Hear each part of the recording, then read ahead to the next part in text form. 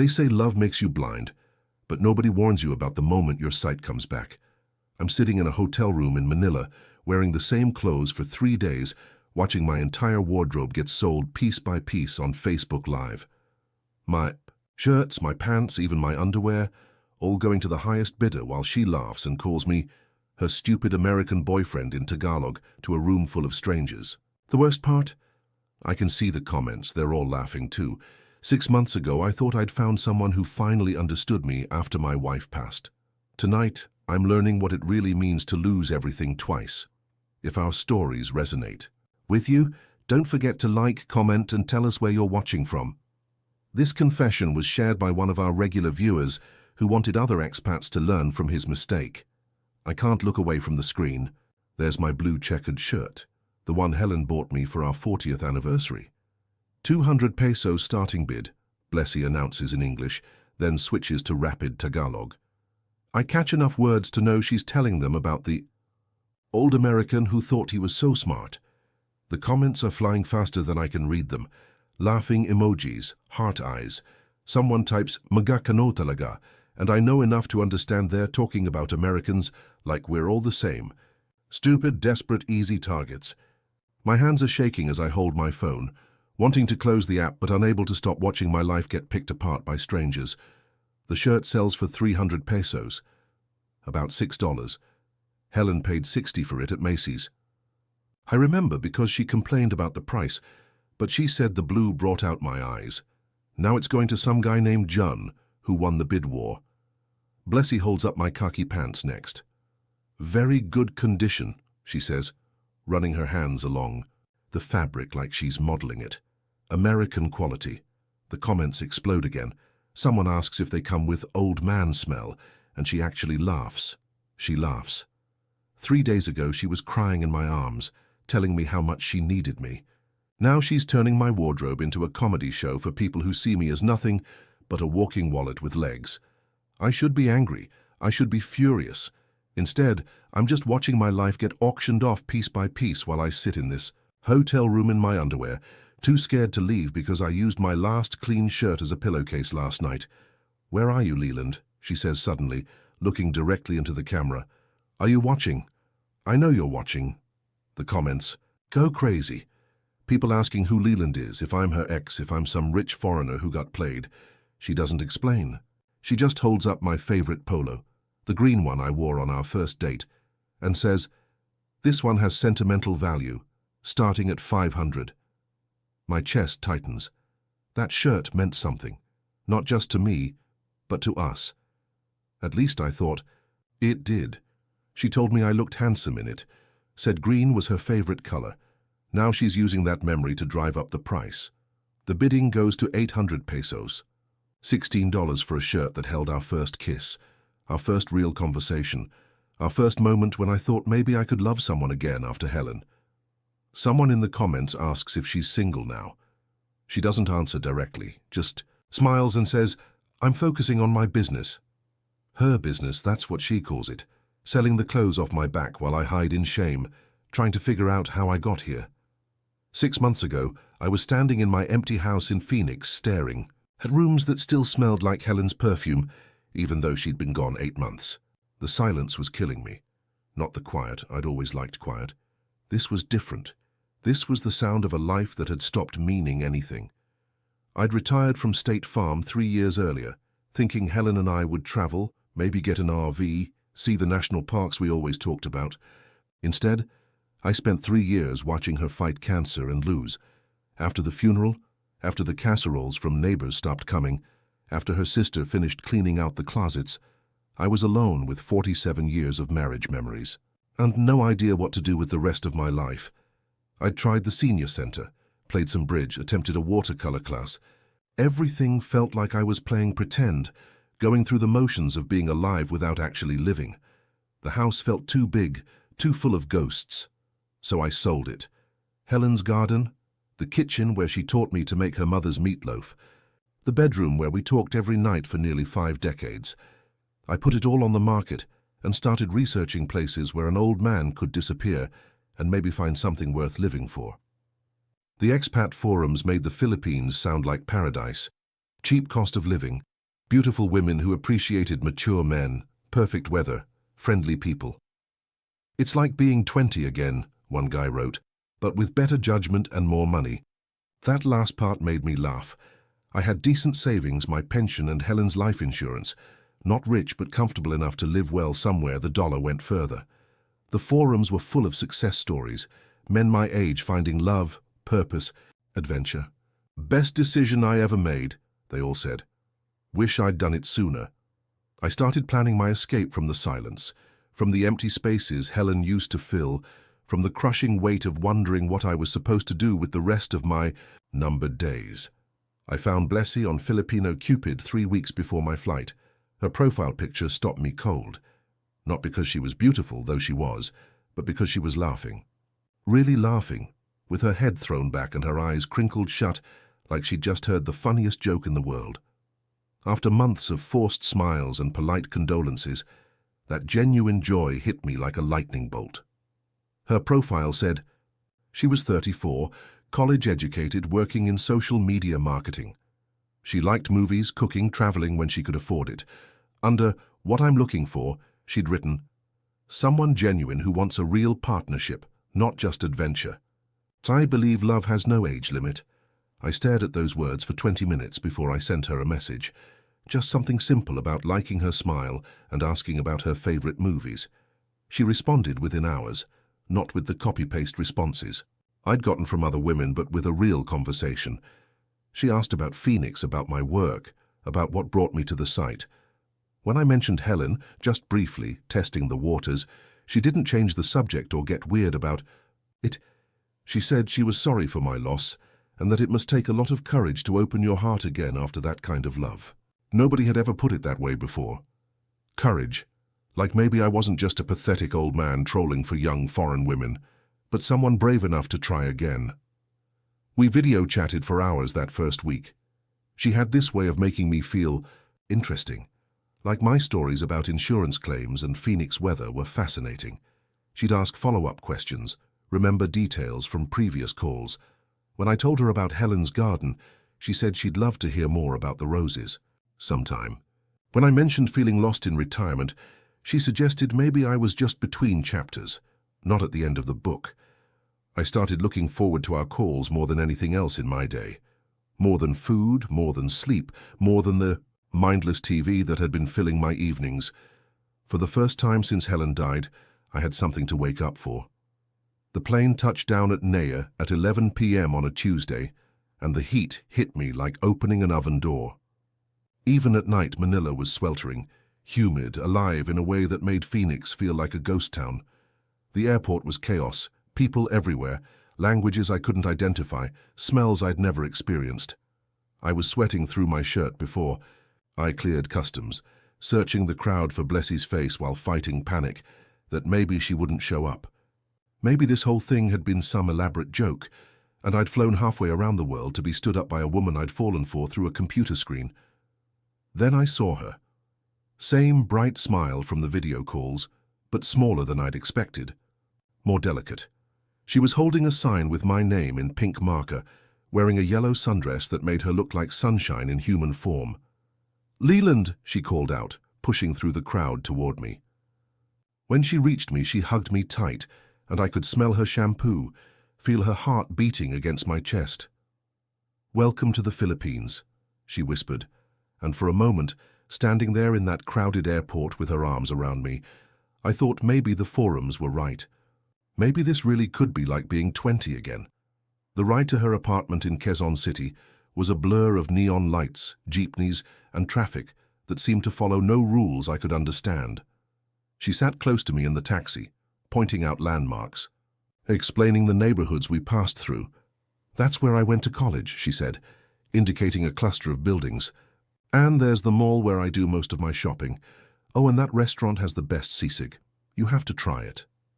She seemed so excited to share her world with me, so proud to show off her city. When we stopped at red lights, she'd squeeze my hand and ask if I was okay, if I needed anything. "Just getting used to everything," I kept saying. But really I was getting used to feeling wanted again, feeling like someone was happy I existed.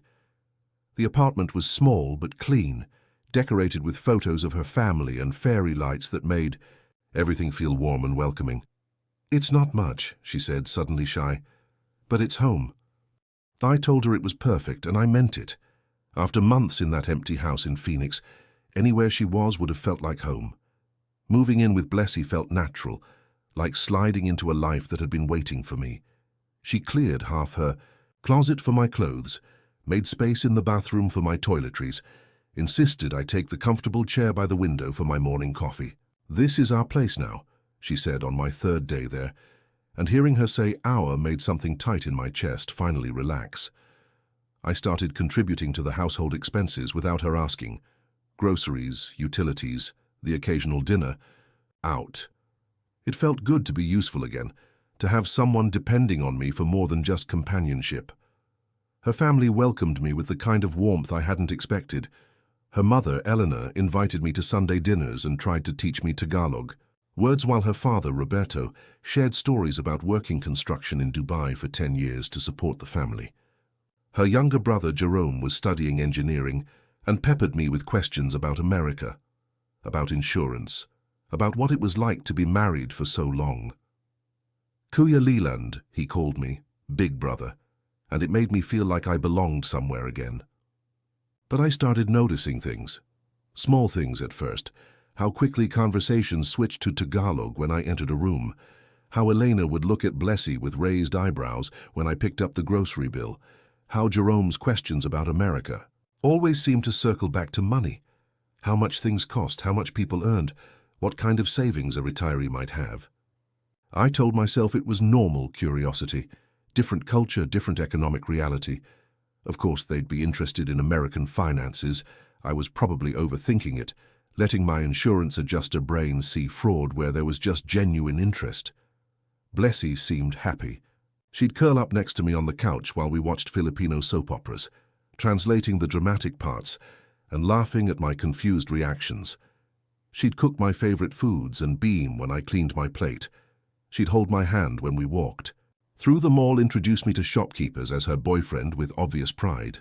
This was what I'd come for: connection, purpose, someone who was glad I was alive. The money stuff was just practical. We were building a life together, and lives cost money. I had it, she needed it, we were partners now. That's how partnerships worked. "I have a dream," Blessy said one evening over dinner, her eyes bright with excitement. We'd been living together for 2 months, and I'd never seen her look so animated. "I want to expand my online business. Right now I just sell clothes and accessories to friends, small-scale stuff, but I could be bigger. Much bigger." She pulled out her phone and showed me her Facebook page.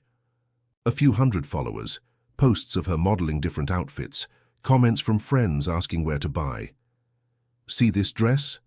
I sold 12 of them just from this post. And these shoes, sold out in 2 days. People trust my recommendations. They like my style." I nodded, trying to follow her enthusiasm. I knew she sold things online. She'd mentioned it during our video calls, but I hadn't realized how serious she was about it. "What would expanding look like?" I asked, and her whole face lit up. "Inventory," she said, pulling out a notebook, filled with handwritten plans. "Right now I order things one at a time when someone wants them, but if I could buy wholesale, keep stock, I could offer faster delivery, better prices, more variety, and live selling. Facebook Live, Instagram, TikTok. People love watching someone try on clothes, seeing how things look on a real person." She showed me videos of other Filipino influencers doing live selling sessions. Thousands of viewers watching them model clothes and take orders in real time. The numbers were impressive. Some of these women were making serious money. "I could do this," she said. And I believed her. She had the personality for it, the look, the energy. "How much would you need to get started?" I asked, and her smile faltered for just a second. "It's a lot," she said quietly.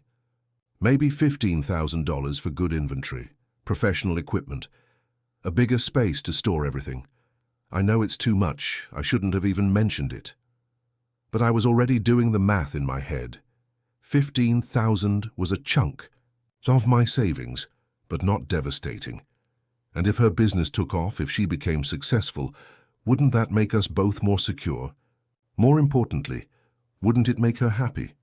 After Helen died, I'd spent months feeling useless, like my purpose had died with her. Here was a chance to be useful again, to help someone I cared about achieve her dreams. "Let me think about it," I said, and she grabbed my hand across the table. "Really, you'd consider it?" The hope in her voice made my decision for me. I was going to help her build something amazing. I transferred the money on a Friday morning, watching Blessie's face transform as the funds appeared in her account. She cried, actually cried, and threw her arms around me so tight I could barely breathe. "Thank you," she whispered over and over. "Thank you for believing in me. Thank you for making my dreams possible." Seeing her that happy made every penny worth it. We spent the weekend shopping for her new inventory, visiting wholesale markets in Divisoria and Green Hills. She had an eye for what would sell, picking out trendy clothes and accessories with the confidence of someone who understood her customers. "This will be perfect for working women," she'd say, holding up a blazer. "And this dress is ideal for dates or church." I followed her around like an eager assistant, carrying bags and watching her negotiate prices with vendors in rapid Tagalog. She got discounts I never could have managed, building relationships with suppliers who promised her first look at new arrivals. We rented a small storage space near her apartment for the inventory, and she spent hours organizing everything, creating an online catalog, setting up her live-selling equipment. The transformation was incredible. She went from casual seller to serious entrepreneur overnight. Her first Facebook Live session with the new inventory drew 200 viewers. I sat in the corner of the room, amazed as she switched between English and Tagalog, modeling clothes with professional confidence, taking orders in the comments. "This dress is size small to extra large," she'd say, turning to show how it fit. "Perfect for office or dinner date. Only 800 pesos and I have 5 colors." The comments poured in, people asking about shipping, requesting certain sizes, complimenting her style. She sold 40 pieces in 2 hours. "This is just the beginning," she told me afterward, her face glowing with exhaustion and excitement. "Wait until I build my following. Wait until people really know my brand." I was so proud of her, so impressed by her business sense and natural charisma. This wasn't just about the money I'd invested. This was about watching someone I loved pursue her passion with everything she had. I felt useful again, important, like I was part of something bigger than just existing day to day. But success changed things between us in ways I hadn't expected. Blessie's phone became an extension of her hand, constantly buzzing with orders, questions, comments from followers. She'd wake up checking messages and fall asleep scrolling through social media, looking at what other sellers were doing, planning her next live session. "Sorry, babe," she'd say when I tried to start a conversation. "Just give me 5 minutes to respond to these customers." 5 minutes became 30, became an hour, became the default state of our relationship. I understood that building a business required dedication, but I missed the woman who used to curl up next to me on the couch, who'd translate soap opera dialogue and laugh at my pronunciation attempts when I tried to learn Tagalog phrases. Now she was always working, always busy with her phone, always planning the next sale or analyzing which posts got the most engagement. Our physical intimacy dwindled too. She'd come to bed after midnight, exhausted from hours of live selling, and be up at dawn responding to overnight messages. "The business is at a crucial stage," she'd explain when I tried to bring it up. "I need to establish myself while the momentum is strong. You understand, right? You had a career, you know what it takes to succeed." I did understand, in theory. But I'd moved halfway around the world to be with her, not to watch her build. A life that didn't seem to include me except as a silent financial backer. I'd found purpose in helping her succeed, but I was losing the connection that had made the investment feel worthwhile. When I tried to express this, she'd get defensive. "You said you wanted to support my dreams," she'd say. "This is what supporting dreams looks like. It's not all romantic dates and cuddling. It's work." She wasn't wrong, but something felt off about the way our relationship had shifted from partnership to her business venture with me as a mostly invisible sponsor. I told myself it was temporary. Once she got established, once the initial excitement of success settled down, we'd find our balance again. We had to. I hadn't come this far to end up feeling as lonely in Manila as I had in Phoenix. Within 3 months, Blessie's follower count exploded from a few hundred to nearly 10,000. Her live selling sessions regularly drew 1,000 viewers, and she was making more money than she'd ever dreamed of. I should have been thrilled for her success, proud of how my investment had launched her toward her goals. Instead, I felt increasingly invisible, like a ghost haunting the edges of her new life. She never mentioned me in her live streams, never introduced me to the viewers who asked about her personal life. When people inquired if she was single, she'd smile mysteriously and say, "I'm focused on my business right now," or "The right person will come along when it's meant to be." I'd be sitting 10 feet away from her, listening to her essentially erase my existence for thousands of strangers who had become more important than the man who'd made her success possible. "It's for privacy," she explained, when I finally confronted her about it. "My viewers don't need to know about my personal life. It's better for business if they think I'm available. Not because I'm trying to attract anyone, but because single women sell better to female customers. They see me as independent, aspirational." Her logic made sense from a marketing perspective, but it stung in ways I couldn't adequately explain. I wasn't asking her to broadcast our relationship details, just acknowledge that I existed, that someone cared about her enough to support her dreams. Instead, she'd created this public persona where she was a self-made success story, a young woman who'd built her business through her own hard work and determination. The financial foundation I'd provided, the encouragement I'd offered during her doubts, the space I'd given her to pursue her passion, none of that existed in her public narrative.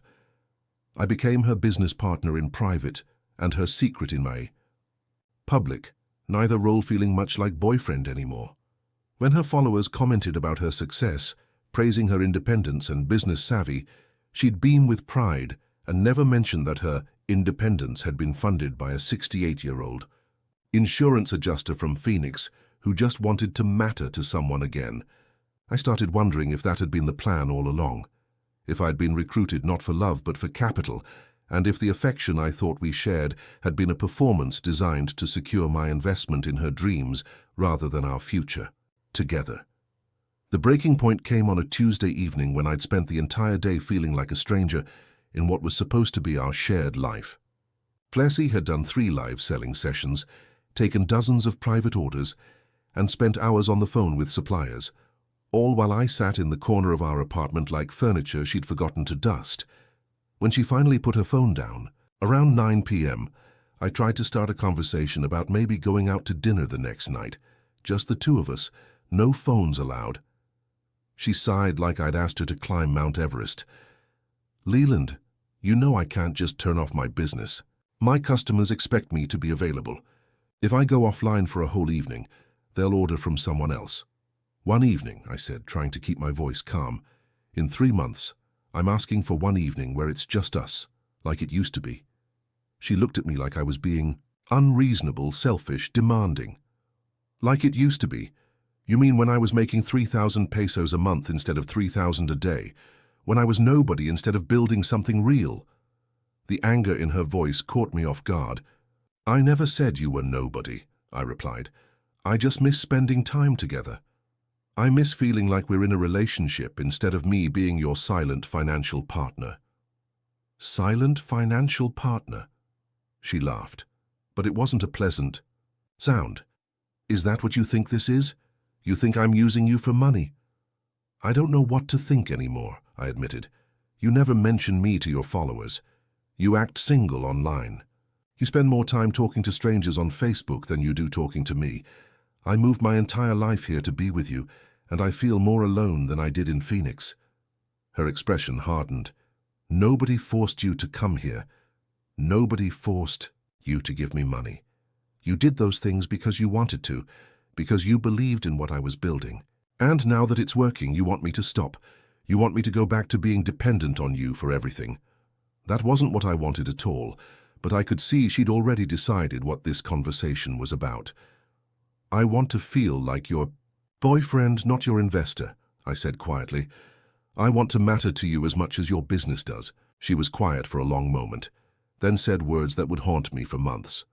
"Maybe you should ask yourself why you need so much attention. Maybe you should be happy that I'm successful instead of trying to hold me back. I went to bed. That night, knowing something fundamental had shifted between us, and not in a direction that led anywhere good for either of us. A week later, she came to me with what she called the opportunity of a lifetime. A supplier in China was offering her exclusive access to a high-end clothing line, but she needed to place a large order up front to secure the deal. $8,000, she said, showing me photos of elegant dresses and designer-inspired pieces. I know it's a lot, but this could take my business to the next level. These are the kinds of clothes that sell for $200 each in American stores. I could offer them for $50 and still make incredible profit. I stared at the photos on her phone. Beautiful clothes that would probably look amazing on her during her live sessions. The business side of me knew she was probably right. If the quality matched the pictures, she could make serious money. But the relationship side of me was screaming warnings I'd gotten too good at ignoring. That's a lot of money, I said carefully. What if the clothes aren't as good as they look in the photos? What if the supplier is a scam? She looked hurt. You don't trust me anymore. Ever since our fight, you've been looking for reasons to doubt everything I do. It's not about trusting you, I tried to explain. It's about being careful with such a large investment. Maybe we could start smaller. Test the quality first. The deal is only available for bulk orders, she said impatiently. This supplier works with major influencers across Asia. They don't do small test orders for people they don't know. This is my chance to break into the premium market, to stop selling cheap clothes to people who bargain over every peso. She showed me screenshots of conversations with other sellers who worked with this supplier, testimonials about the quality and profit margins, photos of successful live selling sessions featuring these exact clothes. It all looked legitimate, professional, exactly the kind of opportunity a smart businesswoman would jump on. If you can't support this, she said quietly, I understand. I know it's a risk. I just thought we were partners in this dream. There. It was again. The implication that questioning her judgment meant not supporting her dreams, that being cautious with money meant not believing in her.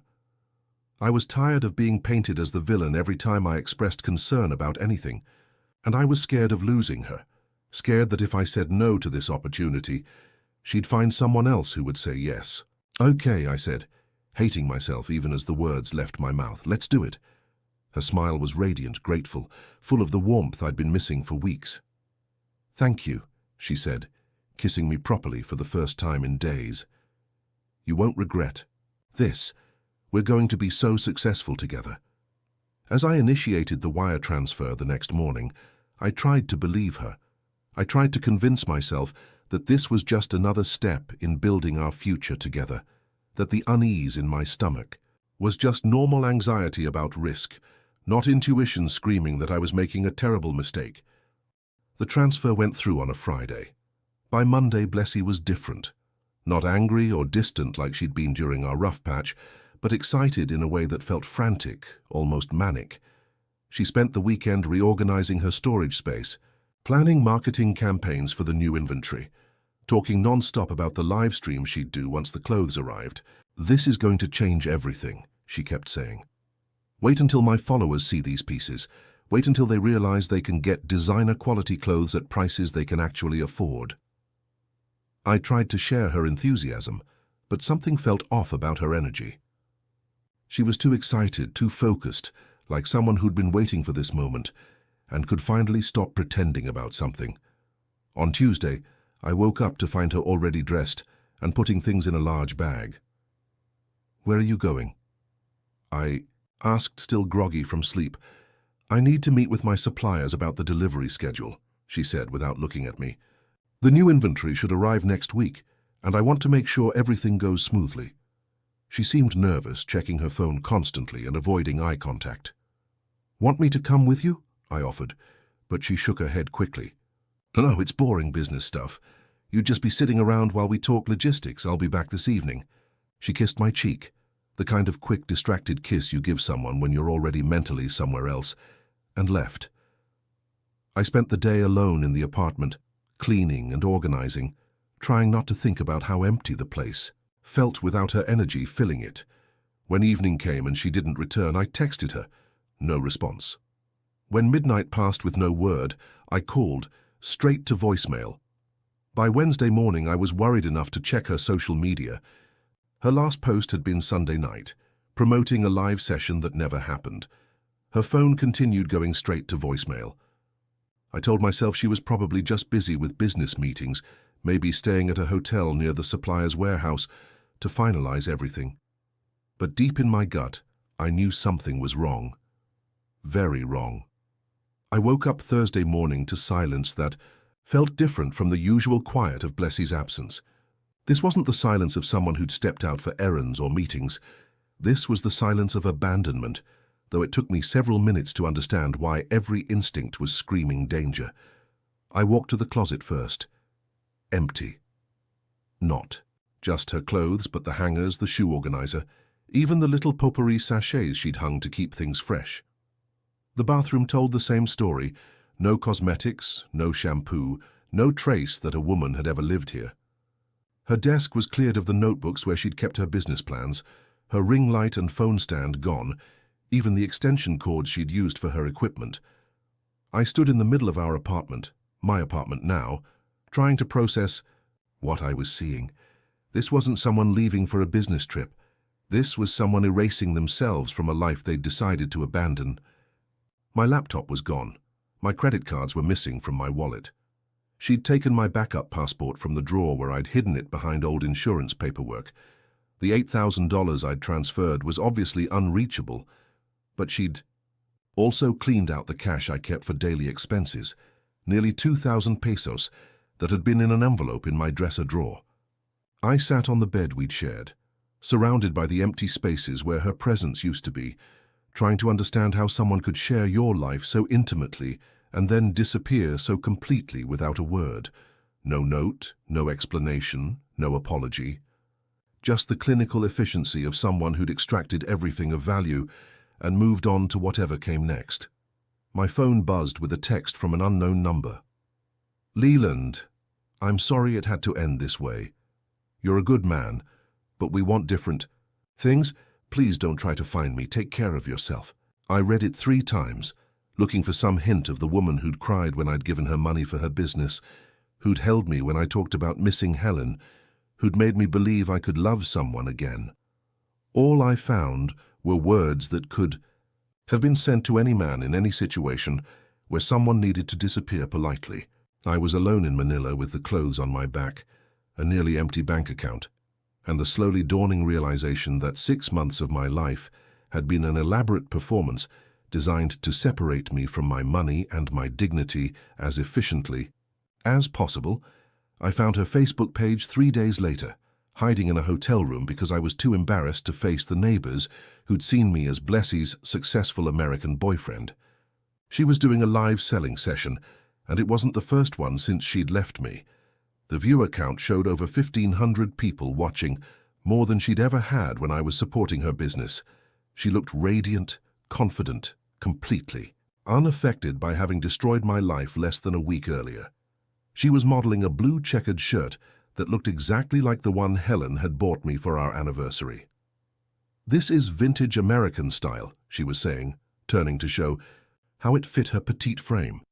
Very good quality imported fabric, perfect for casual dates or weekend wear.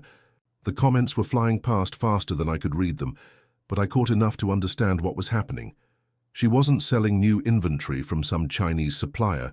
She was selling my clothes, my personal belongings, the items she'd shared closet space with for months, were being auctioned off to strangers who saw them as fun vintage finds from America. Starting bid is 200 pesos, she announced, and I watched my shirt, the one that held memories of my last anniversary with Helen, the one Blessie had complimented dozens of times, get treated like a piece of random merchandise. Someone typed, "Does it smell like old man?" and she actually laughed. She laughed at the idea that my clothes might carry my scent, like it was the funniest joke she'd heard all day. The shirt sold for 350 pesos, about $7. I wanted to close the app to stop torturing myself, but I couldn't look away. This was my life being dismantled piece by piece, turned into entertainment. for people who saw me as nothing more than a punchline about stupid foreigners who got played by pretty local women. She held up my khaki pants next. "American brand," she said, checking the tag. "Size 34 waist. Good for someone who wants that American casual look." I remembered buying those pants, remembered Blessy telling me they made me look younger, more stylish. Now they were just merchandise with a story about their previous owner being exactly the kind of naive foreign man her audience expected to get scammed.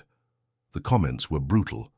Laughing emojis, jokes about Kano fashion, speculation about whether I was watching and how humiliated I must feel. Some viewers seemed to know this wasn't the first time Blessy had sold a foreigner's belongings. They were treating it like a regular show, entertainment they'd come to expect from her. "Leland, are you watching?" she said suddenly, looking directly into the camera with a smile that didn't reach her eyes. "I know you found my page. I can see you in the viewer list." My blood ran cold. I hadn't realized my profile was visible, that she could track who was watching her turn my belongings into a game show. The comments exploded with curiosity. "Who is Leland? Is that her ex? Another foreigner who got played?" She didn't answer their questions directly, just smiled. Hand held up my green polo, the one I'd worn on our first date, the one she'd said made me look handsome. "This one has special meaning," she said, and my chest tightened with the hope that maybe she'd show some remorse, some acknowledgement of what we'd shared. Instead, she said, "It's the shirt that made him fall in love with me. Very powerful shirt. For anyone looking to charm an American man." The audience thought this was hilarious, the comments filled with laughing emojis and jokes about love potions and foreigner bait. She started the bidding at 500 pesos, playing up the shirt's romantic history, like it was a selling point rather than the destruction of something that had meant everything to me. "Maybe the new owner will have better luck with it," she added, and I realized she wasn't just selling my clothes. She was selling the story of my humiliation, packaging my heartbreak as entertainment for people who'd never seen me as anything more than a walking wallet with predictable weaknesses. The shirt sold for 800 pesos, $16 for the physical representation of the moment I thought I'd found love again after Helen. I kept watching, unable to stop myself, as she moved through my entire wardrobe like a professional auctioneer. Each piece came with commentary about American fashion, jokes about foreign men's taste in clothes, speculation about how desperate I must have been to buy such trying-too-hard outfits. My favorite Sunday shirt, the one I'd worn to church, with her exactly twice before she stopped wanting to go together. My comfortable jeans that she'd borrowed once, when her laundry wasn't dry, rolling up the cuffs and laughing about swimming in them. Even my underwear, which she held up with theatrical disgust while making jokes about American men's hygiene habits. "These are clean, I promise," she said, triggering a wave of comments about whether she'd washed them or just stolen them dirty. "Starting at 50 pesos because, underwear." The fact that strangers were bidding on my most intimate belongings while she made jokes about my personal hygiene felt like the final degradation. I was watching my dignity get sold to the highest bidder, while a room full of people treated my humiliation as the evening's entertainment. Someone in the comments asked if I was still in the Philippines. "Oh, Leland is still here," she said, glancing at the camera. "Hiding in some hotel room, too ashamed to show his face, but don't worry about him. He's fine. Rich Americans always land on their feet." Rich Americans. Like I was some wealthy tourist who'd barely noticed the loss, instead of a retiree who'd just watched a significant portion of his savings disappear along with the woman he'd thought loved him. She had no idea I was eating instant noodles and wearing the same clothes for days because I was too broke and embarrassed to figure out my next move. To her audience, I wasn't a real person with real feelings and real financial limitations. I was just a stereotype, a cautionary tale, a source of second-hand embarrassment they could laugh about without any actual consequences.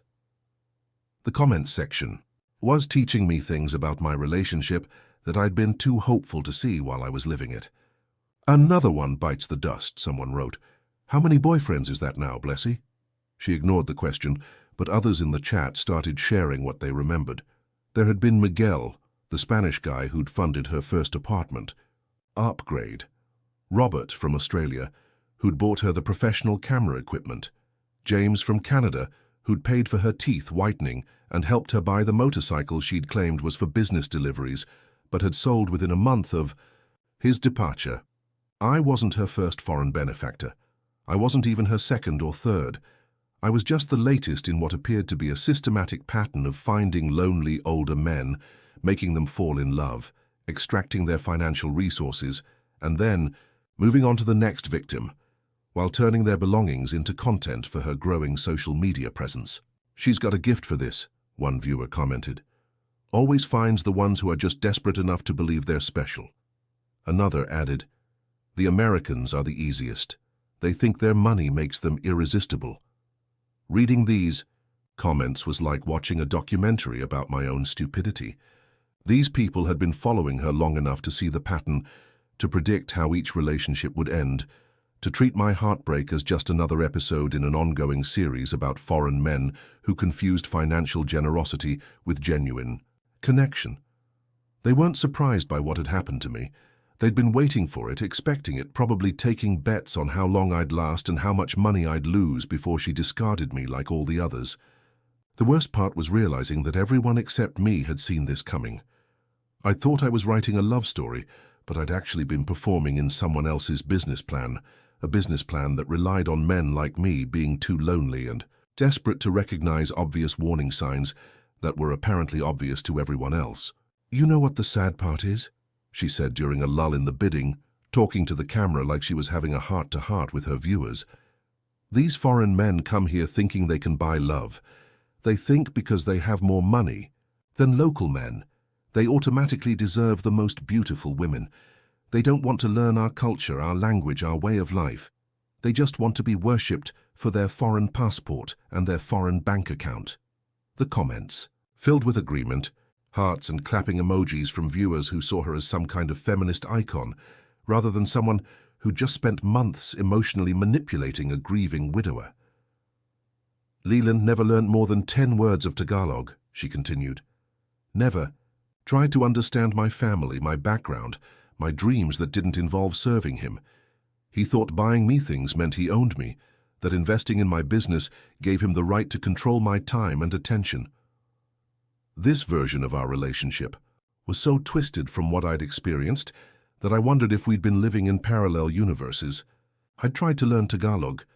I'd spent hours with her family asking questions about their lives, their history, their hopes for the future. I'd supported her business dreams without asking for anything in return, except to feel like I mattered to her as more than a funding source. But she was rewriting our history for an audience that wanted to believe foreign men were inherently exploitative, that any relationship between a Western man and a Filipina woman was automatically transactional and predatory. "The truth is," she said, holding up my favorite sweater, "these men don't want partners. They want servants who look like girlfriends. They want someone to take care of them in their old age while they pretend it's romance instead of just another business arrangement." The sweater sold for 400 pesos to someone who commented that they loved vintage American clothing with authentic foreign boyfriend energy. I realized she wasn't just selling my clothes. She was selling a narrative where I was the villain and she was the victim, where my genuine grief over losing Helen and my sincere attempt to build a new life with someone I loved were transformed into the predatory behavior of a typical Western sex tourist who'd gotten his comeuppance. As the livestream continued, I started recognizing other items that weren't mine. A watch that looked expensive, designer shoes in a size much larger than mine, a leather jacket that was clearly from a different climate, and a much younger man's wardrobe. She was selling belongings from multiple relationships, multiple foreign men who'd probably each thought they were special. Each believed they'd found real love. Each discovered too late that they'd been recruited as investors in a business that treated their hearts like renewable resources. "This jacket is from my friend in Germany," she said casually, modeling a brown leather coat that probably cost more than my entire monthly budget. "He left it here and said I could keep it. Very European style, perfect for someone who wants to look sophisticated." The comments speculated about whether friend in Germany was another ex-boyfriend, another victim in her apparent collection of discarded foreign men.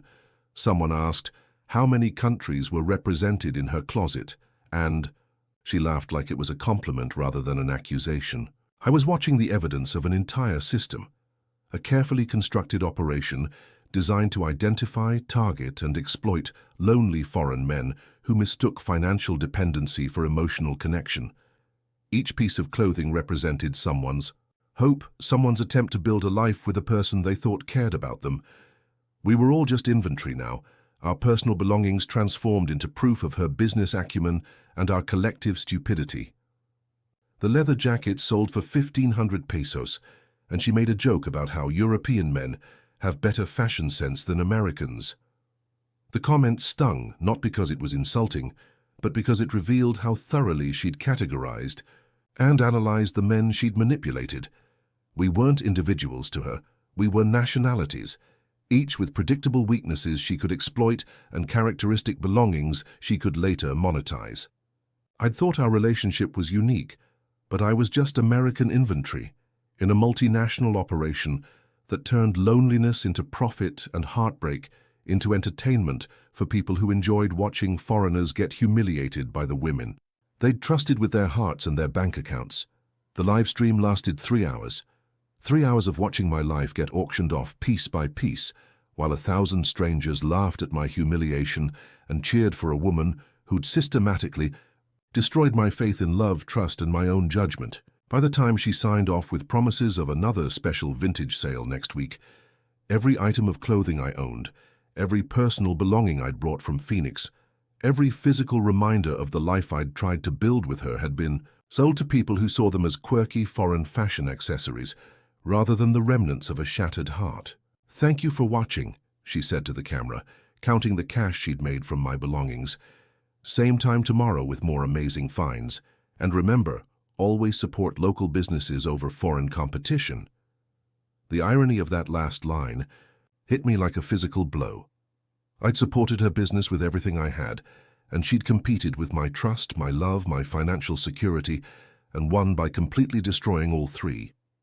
As the stream ended and the viewer count dropped to 0, I sat in my hotel room wearing the same clothes I'd worn for 4 days, financially devastated, emotionally destroyed, and finally understanding that I hadn't been her boyfriend or her business partner or her ticket to a better life. I'd been her product, carefully cultivated and harvested for maximum profit, then discarded when there was nothing left to extract. The woman I'd thought I loved had never existed. She'd been a performance designed to make me comfortable with my own exploitation, and I'd been so desperate for connection after Helen's death that I'd mistaken manipulation for affection and financial abuse for partnership. The real Blessy was the one I'd just watched for 3 hours, confidently selling my belongings while explaining to her audience why men like me deserved what happened to us. She wasn't cruel or evil. She was just running a business, and I'd been too lonely to recognize that I was the product being sold. I closed the app and stared at my reflection in the hotel room's cracked mirror. Tomorrow I'd have to figure out how to get home with no money, no clean clothes, and no idea how to explain to anyone what had happened to me.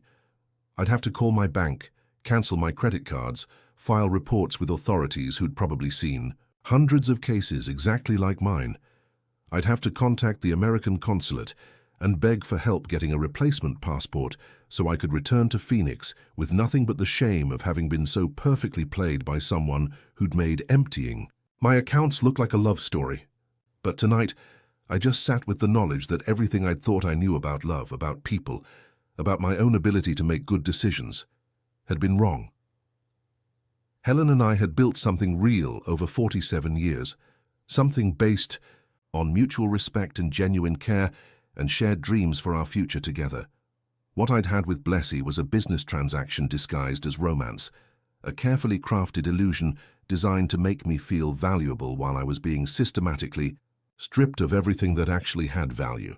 The loneliness that had driven me to the Philippines was nothing compared to the isolation I felt now, knowing that someone I'd trusted completely had seen me not as a person worthy of love, but as a resource to be depleted.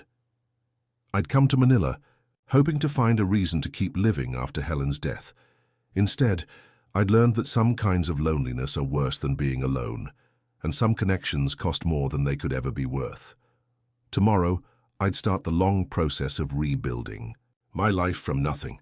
Tonight, I mourn not just the money I'd lost or the woman who'd never really existed, but the part of myself that had still believed, despite everything, that I was someone worth loving honestly. The American consulate was surprisingly understanding. When I showed up 3 days later in the same clothes I'd been wearing all week, smelling like desperation and hotel soap. "This happens more often than you'd think," the consular officer said, not unkindly, as she processed my emergency passport application. "Especially with retirees, the loneliness makes people vulnerable to situations they'd normally avoid." She didn't need me to explain the details. My situation was apparently common enough that they had procedures in place for men exactly like me. "We can help expedite your passport replacement," she continued, "but you'll need to handle the financial aspects yourself. Contact your bank about emergency funds for a ticket home." The bank was less sympathetic. My savings account had been cleaned out through a series of transfers I'd authorized, which made it legally difficult to claim fraud. The credit cards I'd reported stolen showed charges for things like apartment rent and business equipment, purchases that looked legitimate to someone who didn't understand they'd been made by a woman who'd disappeared with the cards after convincing me to give her access to my financial life. "You'll need to file a police report," the bank representative said over the phone, "but recovery is unlikely since you voluntarily gave her access to your accounts and authorized the major transfers." Filing the police report felt like narrating my own stupidity to uniformed officers who'd clearly heard variations of this story countless times before. "Sir," the detective said patiently, "relationship fraud is difficult to prosecute when the victim willingly transferred money and provided access to personal belongings, unless we can prove she obtained your financial information through illegal means." He trailed off, and I understood. Blessy hadn't broken any laws. She'd just been better at playing a game I hadn't realized we were playing. The flight back to Phoenix was the longest journey of my life, 13 hours of sitting in the cheapest seat available, while replaying 6 months of memories that now felt like evidence of my own spectacular failure of judgment. Every conversation I'd had with Blessy, every moment I'd thought we were building something real, every time I'd ignored a red flag, because I wanted so desperately to believe I could love someone again. It all looked different now, viewed through the lens of understanding that I'd been a mark from day one. The elderly Filipino woman sitting next to me noticed I was crying somewhere over the Pacific and offered me tissues without asking questions. "First heartbreak in the Philippines?" she asked gently, and when I nodded, she patted my hand. "It happens to many good men. The loneliness makes you see things that aren't there. When we landed in Phoenix, I had $17 in my pocket and no idea where I was going to sleep. I'd sold my house, given up my lease, burned my bridges with the life I'd been running from. The Phoenix I returned to was exactly as empty and meaningless as the Phoenix I'd left, except now I was broke, homeless, and carrying the additional weight of knowing I'd been played so thoroughly that strangers on the internet had been entertained by my humiliation. I called my neighbor Ted, who'd always been friendly but never close, and asked if I could sleep on his couch for a few nights while I figured things out. "Jesus, Leland," he said, when he saw me at his door, unshaven and wearing clothes that had seen better weeks. "What happened to you over there?" I told him I'd made some bad decisions and lost my savings, which was true enough without being complete. He let me stay, made me coffee, didn't ask for details I wasn't ready to share. Having a place to sleep and a friend who didn't judge me for my obvious failure felt like more kindness than I deserved. Starting over at 68 with no money, no home, and no trust in my own judgment felt impossible until I remembered that. I'd survived Helen's death, which had felt equally impossible at the time. I applied for Social Security benefits I'd been putting off, found a small studio apartment I could afford on my pension, took a part-time job at a hardware store to supplement my income and give me somewhere to go every day. The work was simple, helping customers find screws and paint and garden supplies, and the routine of it helped quiet some of the noise in my head. My co-workers were mostly retirees like me, men who'd worked construction or trades their whole lives and needed something to do with their hands now that their bodies couldn't handle the heavy lifting. They didn't ask personal questions, didn't pry into why I'd moved back to Phoenix with nothing but a carry-on bag and a 1,000-yard stare. We just worked together, shared coffee breaks, complained about the heat and the customers who couldn't describe what they needed. It wasn't the exciting new life I'd dreamed of in Manila, but it was honest work among honest people. And after 6 months of performance and manipulation, honesty felt like luxury. I started sleeping through the night again, started eating regular meals, started thinking about the future in terms of days and weeks instead of just trying to survive until tomorrow. The loneliness was still there, but it was clean loneliness now, uncomplicated by the fear that anyone claiming to care about me might be running a long con designed to separate me from whatever I had left. I'd learned the difference between being alone and being exploited, and alone was definitely preferable. 6 months after returning from Manila, I was closing the hardware store on a Tuesday evening when a young woman approached me in the parking lot. She was Filipino, maybe 30, nervous but determined. "Excuse me," she said, "are you Leland? The man who was with Blessy Santos?" My blood went cold. I'd done everything possible to forget that name, to move on from that chapter of my life. "I don't know what you're talking about," I said, but she shook her head. "Please, I just need 5 minutes. My husband was her boyfriend before you. We've been trying to track down other men she hurt." I looked at her more carefully. She was holding a folder thick with papers, and her expression wasn't threatening or judgmental. She looked like someone who understood exactly what I'd been through. "My name is Carmen," she said. "My husband Miguel dated Blessy 2 years ago. She took $12,000 from him and disappeared with all his belongings. We've been building a case, trying to find other victims who might be willing to testify." I let her buy me coffee at the diner across the street and listened as she explained that she and Miguel had spent months tracking Blessy's pattern, documenting her relationships with foreign men, gathering evidence of systematic fraud that went back at least 5 years. "She's done this to at least 8 men that we know of," Carmen said, showing me photos and bank records and social media posts. Always the same story. Online dating, quick emotional attachment, requests for money, then disappearance with belongings that get sold on Facebook Live. Seeing the documentation of her operation laid out like a business plan was simultaneously validating and horrifying. I hadn't been uniquely stupid. I'd been targeted by someone who'd perfected a system for exploiting men exactly like me. "The police won't pursue individual cases," Carmen continued, "but if we can show a pattern of systematic fraud across multiple victims, they might take action. We're not asking you to do anything dramatic, just provide a statement about what happened and maybe testify if it goes to court." I thought about it for weeks. Part of me wanted to forget the whole experience, to let sleeping dogs lie and focus on rebuilding my life without revisiting the worst chapter. But another part of me remembered watching that live stream, seeing my belongings turned into entertainment, reading comments from viewers who'd been following her scam other foreign men for years. If I could prevent even one lonely widower from going through what I'd experienced, maybe some meaning could come from my stupidity. I gave Carmen my statement, detailed and honest, documenting every transfer, every red flag I'd ignored, every moment I should have walked away but didn't, because I'd been too desperate for connection to recognize obvious manipulation. It felt like confessing my sins to someone who understood that being lonely doesn't make you evil, just vulnerable to people who see loneliness as opportunity. 3 months later, Carmen called to tell me that Blessy had been arrested on charges of systematic fraud and theft. The evidence from multiple victims had been enough to convince prosecutors that this wasn't just relationship drama, but an organized scheme to defraud foreign nationals. "She'll probably serve 2 to 3 years, Carmen said, "and she'll have to pay restitution to the victims, though we probably won't recover much money." I didn't care about the money anymore.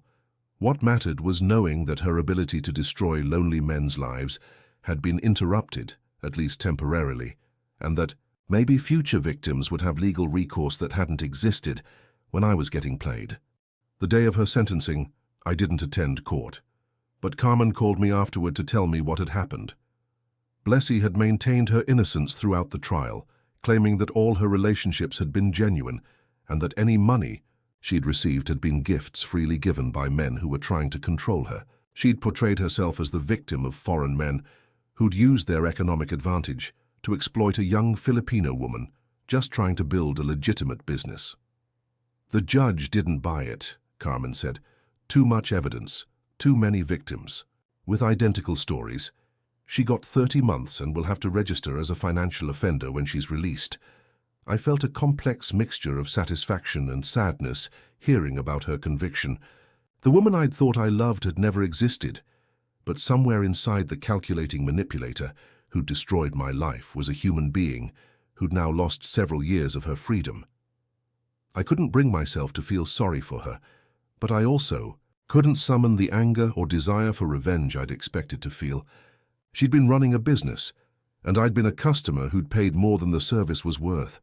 The transaction was complete, the consequences had been distributed, and we could both move on with whatever came next. 2 weeks later, I received a letter forwarded from my old address in Phoenix. It was from Blessy, written from jail, and I almost threw it away without opening it. But curiosity won, and I read her cramped handwriting on prison stationery. Leland, I know you probably hate me, and I understand why. I wanted you to know that I never planned for things to go as far as they did with you. You were different from the others, kinder, and I started to care about you for real. But I was in too deep with my family's debts and my business plans to stop the game I was playing. I'm not asking for forgiveness because I know what I did was wrong. I just wanted you to know that some of what we had was real, even if most of it wasn't. I hope you find someone who deserves the love you have to give. I read the letter 3 times, looking for manipulation, for some angle she was working even from prison. But it felt genuine in a way that our entire relationship hadn't, probably because she had nothing left to gain from me and everything to lose by admitting any vulnerability. I wrote back, not because I forgave her or wanted to maintain contact, but because I had things to say that might help both of us find some closure. Blessy, I don't hate you, but I can't forgive you either. What you took from me wasn't just money or belongings. You took my ability to trust my own judgment, my faith that people can care about each other honestly, my hope that I could build something real with someone after Helen died. Those things were worth more than anything in my bank account, and I'm still figuring out how to get them back. I hope prison gives you time to think about whether the money was worth what you had to become to get it. I hope when you get out, you find a way to make a living that doesn't require destroying other people's capacity for love. I won't write again, but I wish you a life that doesn't depend on other people's loneliness. I mailed the letter and felt something heavy lift from my chest. Not forgiveness exactly, but a kind of release from the anger and self-recrimination that had been poisoning my attempts to rebuild my life. She'd been a criminal, I'd been a victim, and we'd both pay the consequences of those roles in our own ways. The transaction was finally completely over. 3 years later, I'm still working at the hardware store, still living in my small studio apartment, still learning to be content with a life that's smaller and quieter than anything I'd imagined. At 68. I haven't dated anyone since returning from Manila, haven't even considered it. The loneliness that drove me to the Philippines is still there, but I've learned to live with it without mistaking it for an emergency that needs to be solved by the first person who shows interest. I volunteer at a senior center on weekends, helping other retirees with paperwork and benefit applications, and sometimes I share my story with men who are considering similar adventures overseas. Not to scare them away from love or travel, but to help them recognize the difference between genuine connection and professional manipulation. If it feels too good to be true, I tell them, if someone seems too interested in your financial situation too quickly, if you find yourself funding someone else's dreams while your own needs get ignored, trust your instincts and walk away. Loneliness is temporary. Financial ruin and broken trust can last the rest of your life. Some of them listen, others don't, and I read about their disasters in the expat forums I still browse sometimes, not out of schadenfreude, but as a reminder of how close I came to losing even more than I did. Last month, a man my age approached me after one of these conversations and said, "You know, what happened to you doesn't mean you're unlovable. It just means you ran into someone who was very good at her job." His words stayed with me because they reframed my experience in a way that felt true, but not devastating. I hadn't failed at love. I'd encountered a professional who specialized in exploiting the kind of love I had to offer. The difference matters because it leaves room for the possibility that someday, when I'm ready, I might find someone who values my heart for what it is, rather than what it can provide. That day hasn't come yet, and it might not come at all. But the possibility exists, and that's enough for now. I'm learning to be grateful for small mercies, honest work, a roof over my head, the knowledge that I survived something that could have destroyed me completely.